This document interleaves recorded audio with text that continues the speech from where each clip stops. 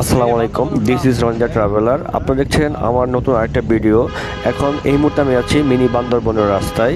তো যারা আমার এই ভিডিওটি আমার ফেসবুক পেজে দেখছেন তারা অবশ্যই আমার পেজটি ফলো করে আমার সাথে থাকবেন। আর যারা এই ভিডিওটি আমার ইউটিউব চ্যানেল রনি এক্সপ্রেসে দেখছেন অবশ্যই আমার চ্যানেলটি সাবস্ক্রাইব করবেন।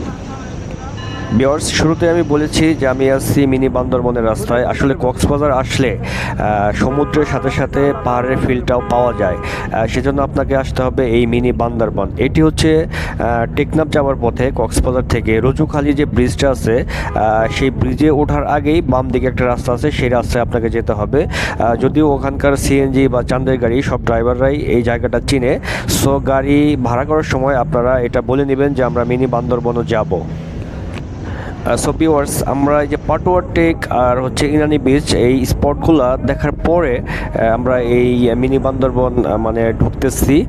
এই স্পটটাই আজকের দিনে আমাদের শেষ স্পট। আর ভিউয়ার্স, এই মিনি বান্দরবনের স্থানীয় একটা নাম রয়েছে গোয়ালিয়া। এখানে গোয়ালিয়া নামে একটা গ্রাম রয়েছে, যে কারণে এখানকার নাম গোয়ালিয়া। সো মিনি বান্দরবন বললেও চিনবে আর গোয়ালিয়া বললেও চিনবে।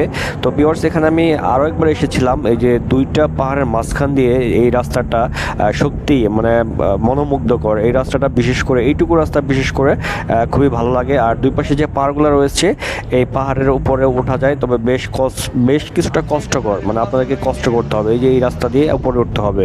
সো আমরা আসলাম, দেখি উপরে উঠতে পারি কিনা।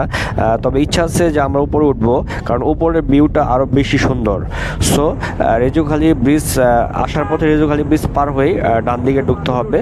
সো আমরা চলে এসেছি, এখন আমরা গাড়িটা এখানে পার্কিং করে আমরা উপরের দিকে যাব।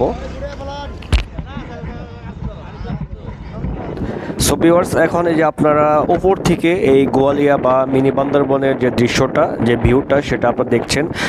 এই যে এখন যে রাস্তাটা দেখছেন এটা হচ্ছে মেন রোড থেকে, অর্থাৎ কক্সবাজার টু টেকনাফ যে রাস্তাটা আছে সেখান থেকে এই গোয়ালিয়ার দিকে চলে এসছে। তো এই পাহাড়ের উপর থেকে ভিউ আরও অনেক সুন্দর একটা ভিউ। এই যে এই রাস্তাটা সেই গোয়ালিয়া গ্রামে চলে গেছে। তো যাই হোক ভিউয়ার্স, আপনারা যে বাতাসের শব্দটা পাচ্ছেন হয়তো বা ক্যামেরাতে, এই উপরে প্রচণ্ড বাতাস, মানে এখানে আসার পর আরও মানে মনটা জুড়িয়ে গেল এত সুন্দর দৃশ্য দেখে। সাথে রয়েছে এত বাতাস, যদিও রোদটা একটু বেশি ছিল। যাই হোক, আমাদের বেশ কষ্ট করে এই উপরে উঠতে হয়েছে। সো কষ্ট করে উপরে ওঠার পরে যে ভিউটা দেখতে পেরেছি, আসলে সব কষ্টটা মানে একদম হয়ে গেছে, পুষিয়ে গেছে। কষ্ট মানে আমাদের কাজে লেগেছে আর কি বলতে গেলে। তো যাই হোক ভিউয়ার্স, আপনারা যা আসবেন অবশ্যই এই পাহাড়ের উপরে উঠে এই সৌন্দর্যটা দেখে যাবেন। তবে এখানে উঠতে গেলে একটু বেশ মানে খানিকটা কষ্ট আপনাদেরকে করতে হবে। সো শিশু, মহিলা তাদের জন্য বেশ কষ্টকর উপরে ওঠাটা। তারপরও দেখবেন যে আপনারা উপরে উঠে এই সুন্দর ভিউটা দেখতে পারেন কিনা। যাই হোক ভিউয়ার্স, যারা আমার ভিডিওটি দেখছেন অবশ্যই আপনারা বেশি বেশি শেয়ার করে আপনাদের বন্ধুবান্ধবদেরকে দেখার সুযোগ করে দেবেন। আর ভিউয়ার্স, মেন রোড থেকে সামান্য বেশি সময় লাগে না, সামান্য 2-3 মিনিট সময় লাগে এখানে আসতে, এই গোয়ালে আসতে। তো এর ভেতরেও আপনারা যেতে পারেন। ভেতরে গ্রাম রয়েছে, সারি সারি সুপারি গাছ রয়েছে, সত্যি এগুলো আপনার দৃষ্টি কাড়বে। যাই হোক ভিউয়ার্স, আমরা এই গোয়ালিয়ার সৌন্দর্য দেখলাম। তো এখন আমরা আবার নিচের দিকে যাব, কারণ আমাদেরকে হোটেলে ফিরতে হবে। চলুন তাহলে নিচের দিকে যাই। সো ভিউয়ার্স, আপনারা এই কক্সবাজার আসলে একসাথে সমুদ্র আর একসাথে পাহাড়, যে পাহাড়ের যেইটা আছে সৌন্দর্য আছে, দুটো ফিলই একসাথে পাবেন। অনেকটা এক টিকিটে দুইটা ছবির মতো। যাই হোক ভিউয়ার্স, এই যে এখন আমরা এই মিনি বান্দরবনের সৌন্দর্য উপভোগ করে এখন আবার হোটেলের দিকে ফিরে যাচ্ছি।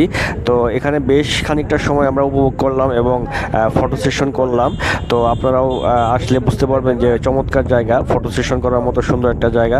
যাই হোক ভিউয়ার্স, আজকের মতো আমি রনি বিদায় নিচ্ছি। শীঘ্রই নতুন একটা স্থানের ভিডিও নিয়ে আপনাদের মধ্যে হাজির হব।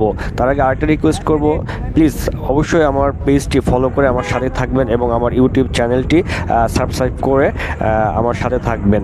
সো আগামী কোনো একটা ভিডিও দেখার আমন্ত্রণ জানিয়ে আজকের মতো আমি রনি আপনাদের কাছ থেকে বিদায় নিচ্ছি। আপনাদের ভ্রমণ আনন্দময় হোক এবং আপনাদের সুস্বাস্থ্য কামনা করছি। আল্লাহ হাফেজ।